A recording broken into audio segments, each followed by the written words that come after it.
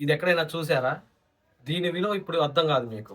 Leakage issues, seepage issues వచ్చినప్పుడు దీని విలువ అర్థమవుతుంది. మనం బాత్రూమ్స్ నుంచి డ్రైన్ పైప్ రన్ చేసినప్పుడు గ్యాప్ లేకుండా వాల్స్ కానిచ్చేసి పైప్స్ రన్ చేస్తారు. దానివల్ల వాషెస్ సరిగా లేకపోయినా, గమ్ సరిగా అంటుకోకపోయినా జాయింట్స్ నుంచి వాటర్ లీకేజ్ అవుతుంది. సో, ఆ లీకేజ్ అయినప్పుడు వాల్ కానుకొని ఉండడం వల్ల వాల్ సీపేజ్ వస్తది. మనం ఆ రిపేర్ చేయడానికి కూడా చాలా కష్టమవుతది. మనం ఈ బ్రాకెట్స్ యూజ్ చేయడం వల్ల వాల్ నుంచి 2 ఇంచ్ డిస్టెన్స్ ఉంటది. సో, మనకి పైన జాయింట్స్ గూడా వాల్ నుంచి 2 ఇంచ్ డిస్టెన్స్‌లో వస్తాయి. మనకి ఏదైనా వాటర్ లీకేజ్ అయినా ఈ వాల్‌కి దూరం ఉంటది కాబట్టి 2 ఇంచెస్ సీపేజ్ అనేది కంట్రోల్ చేయొచ్చు. రిపేర్ అనేది గూడా బయటకుంటది కాబట్టి 2 ఇంచ్ బయటకుంటది కాబట్టి రిపేర్ గూడా మనకి ఈజీగా చేయడానికి ఈజీగా ఉంటది. ఈ బ్రాకెట్ యూజ్ చేయడం వల్ల కాస్ట్ కొంచెం పెరగొచ్చు. కానీ మీ బిల్డింగ్ లైఫ్ అనేది గూడా పెరుగుతుంది.